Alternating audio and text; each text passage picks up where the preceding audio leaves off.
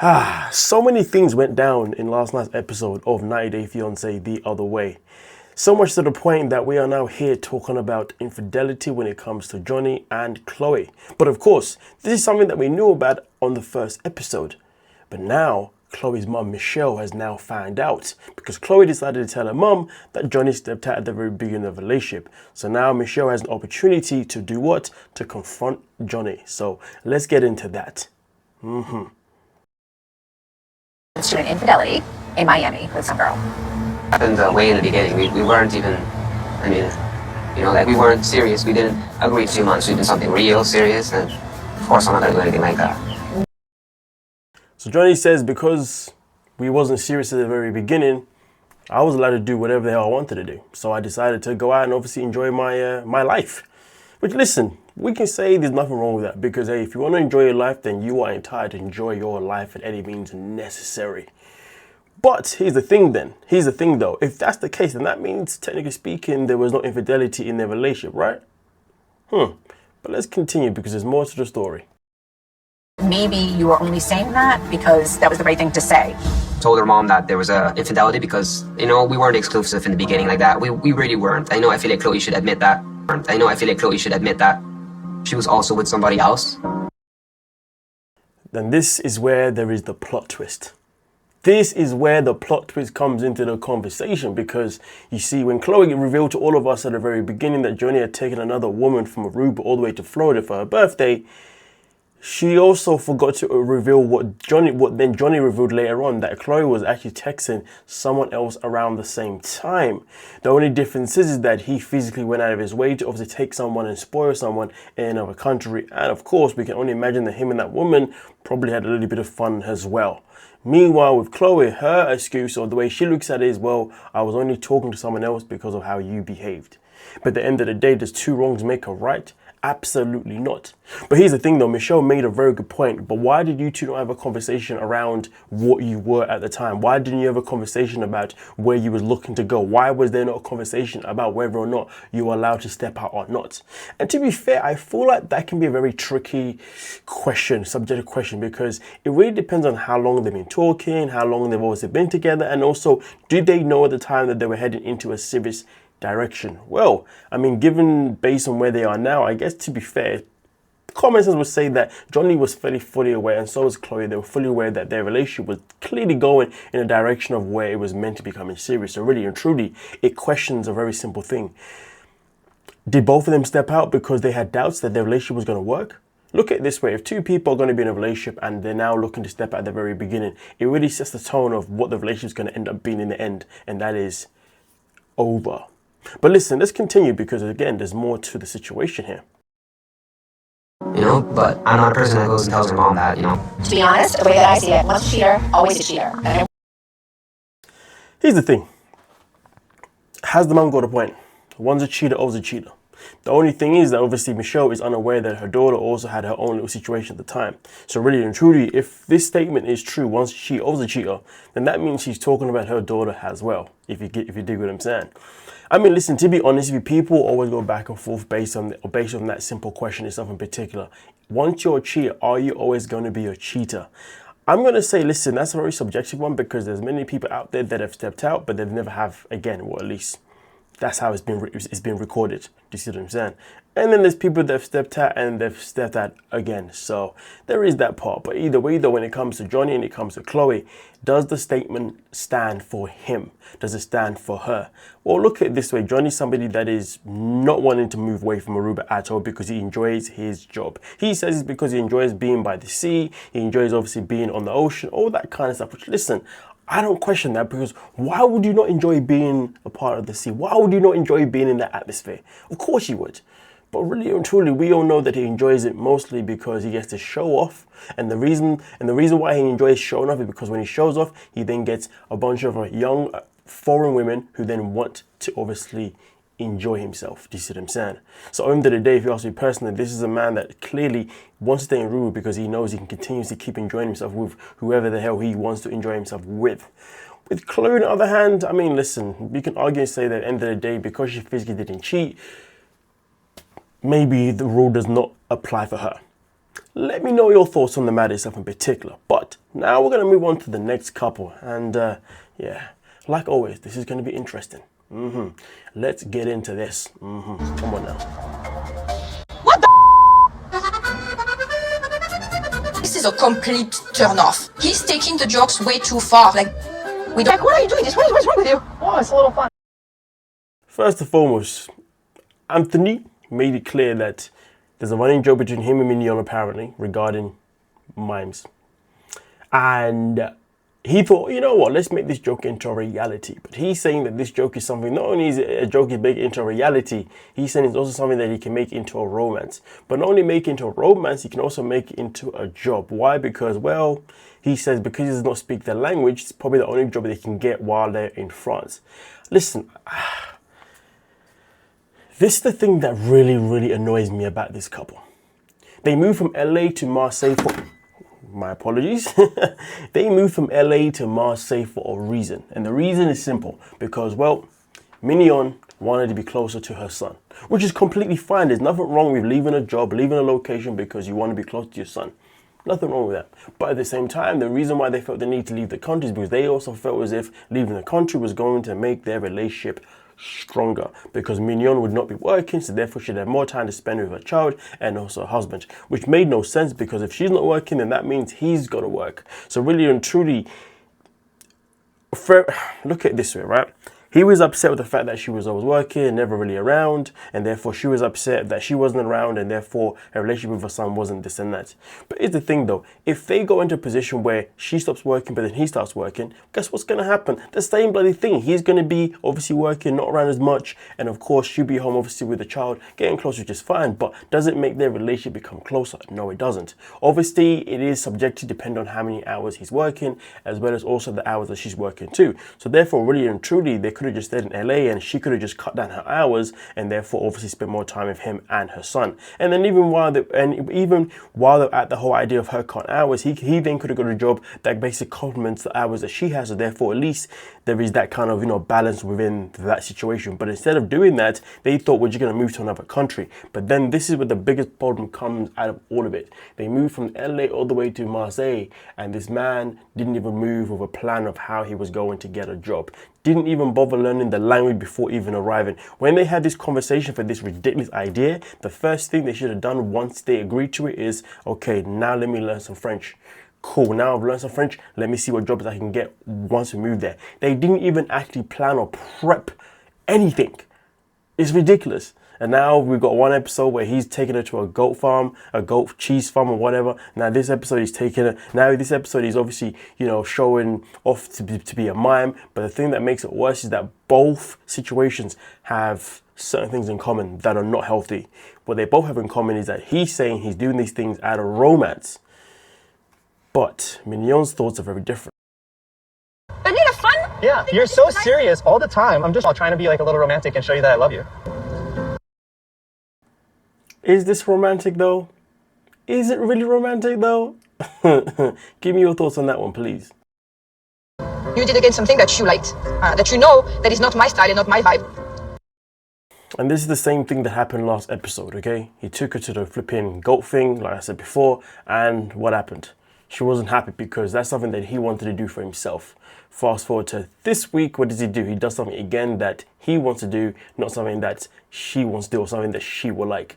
And this is something that we spoke about in last week's freaking live stream, where really and truly it came down to the conclusion that this man likes to gaslight the hell out of his wife. Because every week that comes by, Manon always has this reaction. The crazy and grateful bitch. You know I don't like this type of things. She always seems to look like this ungrateful, crazy B-I-Z-T-H, as she says. And listen, for me personally, it's purely pure. I genuinely believe because each week he does things that he knows is going to get underneath her skin. And he succeeds with flying colors, which is why we end up getting this moaning, complaining, nagging, draining woman. Do you see what I'm saying? Now, of course, him gaslighting her, does it warrant her behavior or her reactions? I guess it depends on how long he's been doing this, because at the end of the day, she's now giving vibes to somebody who's just worn out by this guy's antics, which will then also ask the question, why are you still here? It's clear this man does not make you happy, and it's clear that he doesn't even care or doesn't even know how to make you happy. So clearly your relationship it's not getting any better, it's only getting worse. So the reality is that maybe they need to come to terms with the fact that moving was never the actual plan. No, moving was never the solution. Just not being together anymore was probably the solution, to be honest with you. But hey, people always gonna have their opinions. So definitely let me know your thoughts and your opinions on the matter in particular. But as far as I'm concerned, Anthony each week just keeps doing things that he wants to do and never the things that she wants to do. And this goes back to what she said before in a previous episode. She did say that we always do everything that you want to do, never what I want to do. At the time, I questioned it because of how much she complains, but the more and more I pay attention to the details behind his patterns, he legit is always doing things that's in his best benefit. Listen, the whole idea of them moving to Marseille was his idea. The whole idea of her leaving her job was his idea. Whenever she brings up any idea around either going back to work or anything like that, he's always looking to put it down. Now, I'm not saying that she doesn't do the same thing, but it seems to me that the driving force of everything that seems to be going south or seems to be triggered to be going crazy all begin with Anthony. But hey, let's move on to the next couple, folks. You know what I'm saying? Let me know your thoughts on that one. But hey, let's get crack-a-lacking on to the next one. Whether or not I'm the right person for you.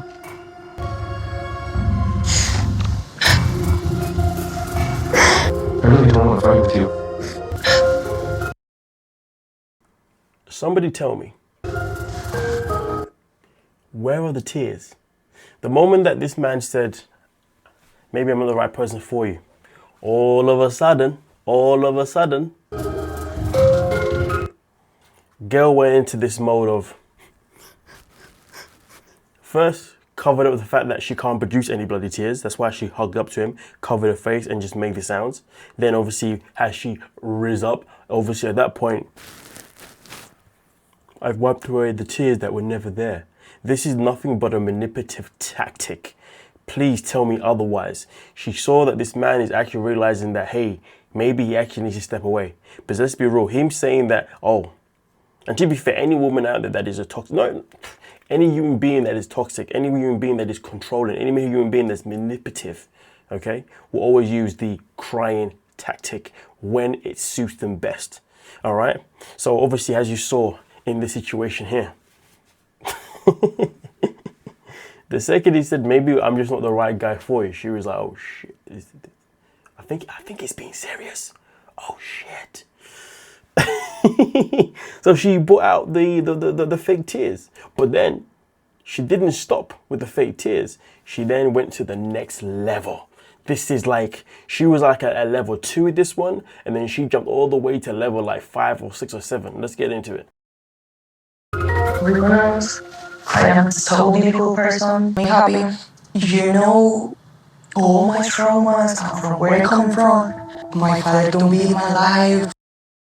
Then she moved on to, I'm going to go to level 5, where she then brings up fake accountability. I know I need to work on myself because I know that I just been doing too much. Then after level 5, she then moved on to level freaking 8 at this point. Now she's like, you know about my traumas. You know my father was not here. You know my mother had me when she was 16. You know all these things. And that is why I behave this way. So she went from level 5, which is the fake accountability, by saying, hey, I know that I've got a problem that I need to fix that. Fake accountability, because it's her saying that I'm taking accountability and I need to work on these things. But she knows damn well she's not going to work on a goddamn single thing. That's why I call it fake accountability. And then she moves on to the next level, of course, like I said before, and that is the one now. Let me just remind him about my poor, past, how my life has always been. Let me pull at his heartstrings. I want him to feel sorry for me. I need him to feel trapped, that leaving me just isn't an option.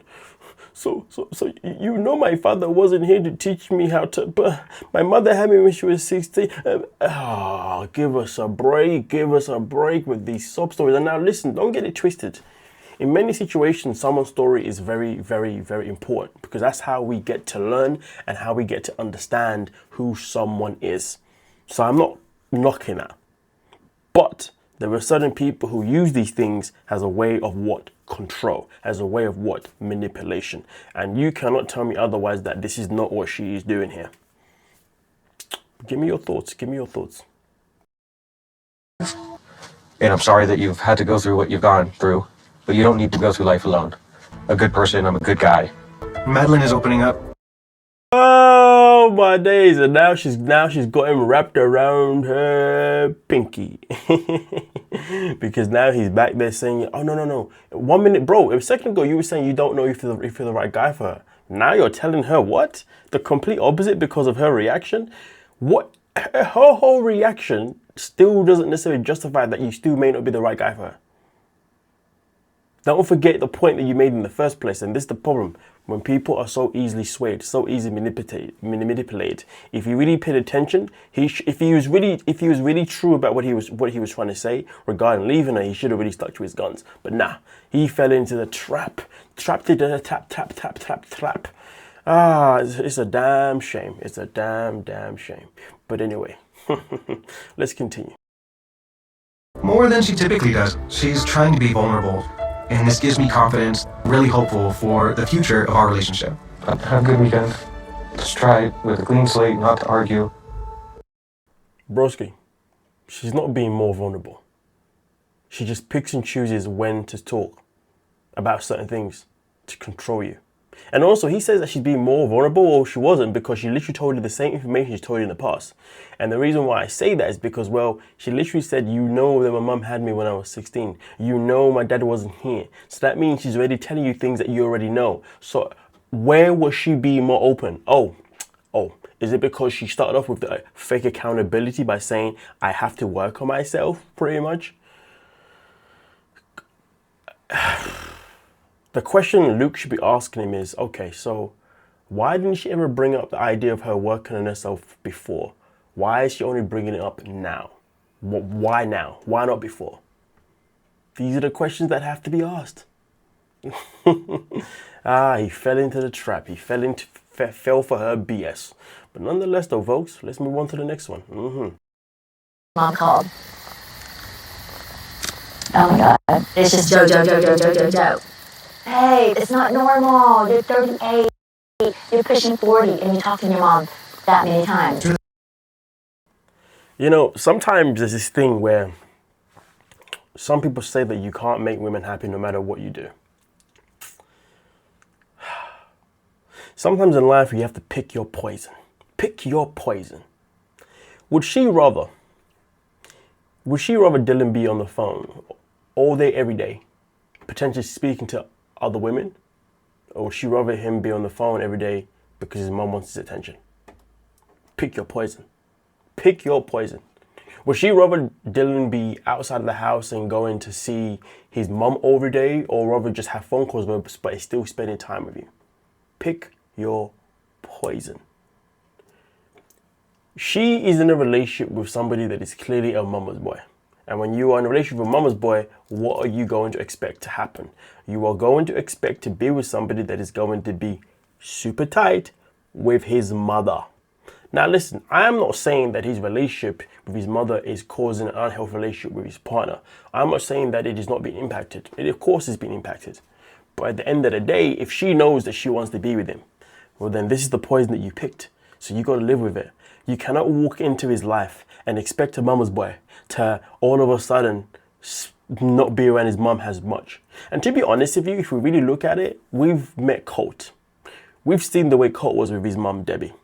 That was not healthy in any shape or form because they lived together and Debbie dictated a lot of things. So that one definitely had to be kind of like, it had to be spoken about without a shadow of a doubt.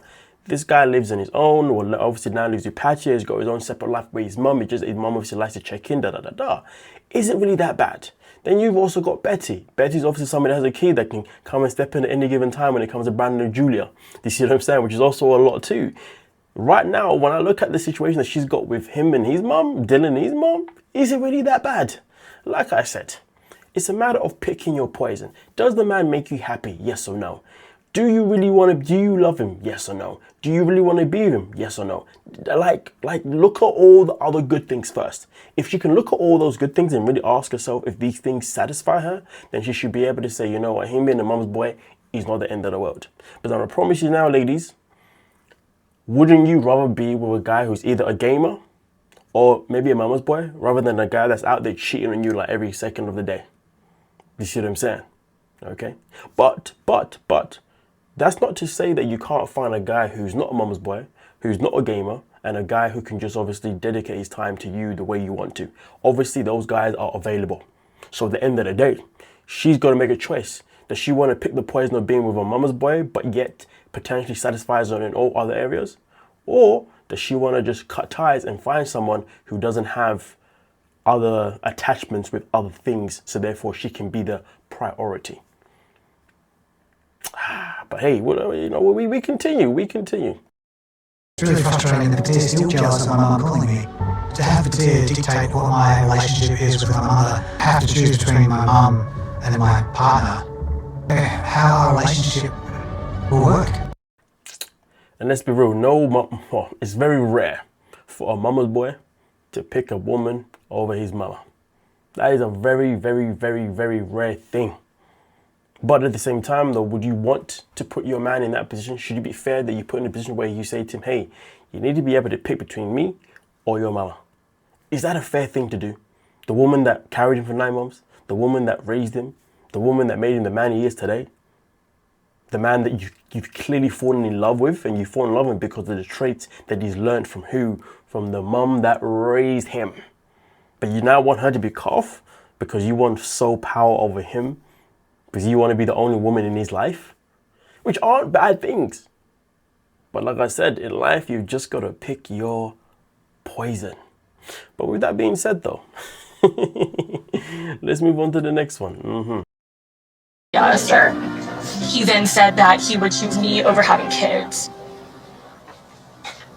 You know, that spark in my heart is sleep together, but it hasn't been. Yeah. I gotta say, to be honest with you, Matthew really wants kids.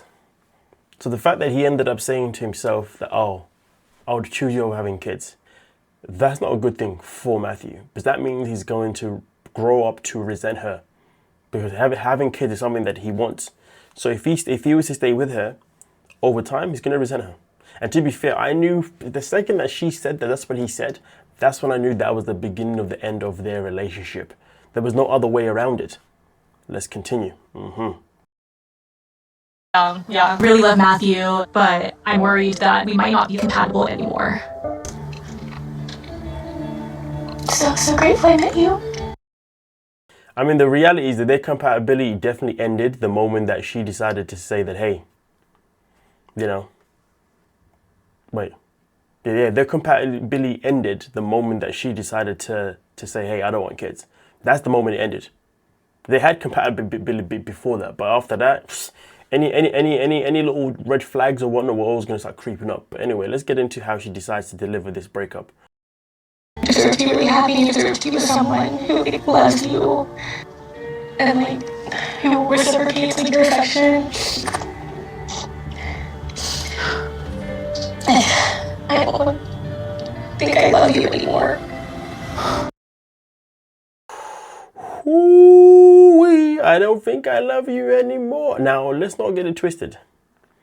She hasn't broken up with him necessarily, but let's be real. You come in with a delivery like that, it can only mean one thing, and that can only mean that you are ready to cut those ties, ready to go back to America, ready to go back to your cat, okay? Ready to go back to your job, to your lifestyle, all that shebang. Listen, to be honest with you, I don't know if some people were surprised by this. I mean, I'm not gonna say that I wasn't surprised. But one thing I will say is this: is that Greta has definitely shown a lot of emotions since she's arrived in the UK, and sad emotion. She doesn't seem happy for the most part. So I guess obviously something was always going to give her some point. I do generally feel like she was expecting to move to the UK and pretty much continue her life the way it was before. But she's obviously moved to the UK, and I reckon there's been a little bit of culture shock, and also on top of that, she's also, you know, recognizing maybe there's certain things about Matt that she doesn't like anymore. And these are things that she didn't recognize before, because I always say this, you don't truly know someone until you actually live with them. Fair enough, they've kind of spent time together here and there, obviously, for a few days or a few weeks or whatever, but once you really live with someone, that's when you really start to know, do you see what I'm saying? And she does make a point before about when she was in the States and he was in the UK, she'd always make an effort to make sure that she sent him news and all this kind of stuff, blah, blah, blah, blah, blah. And I think at the time, that routine kind of gave her like it gave her like a purpose to keep fighting for the relationship, because she'd go to work, she'd go and get her massages on a daily basis, she'd come home, she'd spend time with her cat, but then at the end of the day, she'd then spend it by obviously ringing him, blah, blah, blah. But now the routine's completely different, because now she's at home all day, all by herself, no cat, no friends, nothing to entertain her while he's at work all day, and she's just like, do you see what I'm saying? So I do generally feel like it's just too much of a change in her life, and she is missing the stability that she had before, and this is what's now driven her away from wanting to be with Matt, because it's not like she's one of those people that decided to make the jump because of she was looking for the visa or whatever, do you know what I mean? So I do feel like there's a lot of things that I guess she wasn't expecting to encounter that she's now encountering, because for some people, changes can push them away from other people. This is a thing, you know? So she's not wrong to be feeling how she's feeling, you know? And maybe this is why she started saying things like, oh, I don't want kids, because maybe she was hoping by planting that seed, he would say to her, you know what, I can't be with you then. But instead, that didn't work out. He obviously said, nah, I still want to be with you no matter what. And she hit the fan.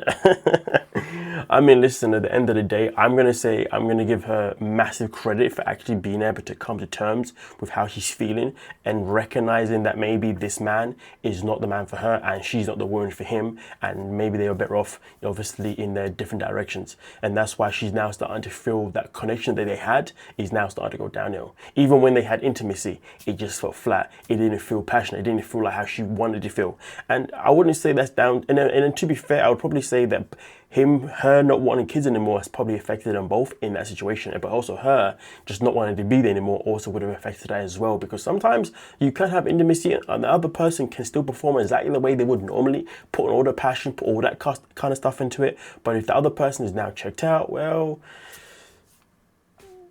that will not be translated. Do you see what I'm saying? So yeah, end of the day, it takes someone to be very aware of themselves to know that this isn't working. So I give a credit for that. But either way though, I guess we're gonna find out into next episode to see if she really does finally walk away from him or not. But I think, to be honest with you, after that, I want to say there's no coming back from it, but there is, because Matt could easily say, no, you're wrong, blah, blah, blah, blah, blah. But if he knows what's good for him, he'll recognize that this relationship is now done. There's no point in saving it. It's just done. She's gone. She doesn't want kids with you, bro. She's now telling you that she doesn't know she loves you anymore. Just take it as that and be on your separate ways. But hey, let me know your thoughts down below in the comment section and we'll talk about it. Don't forget to like and subscribe.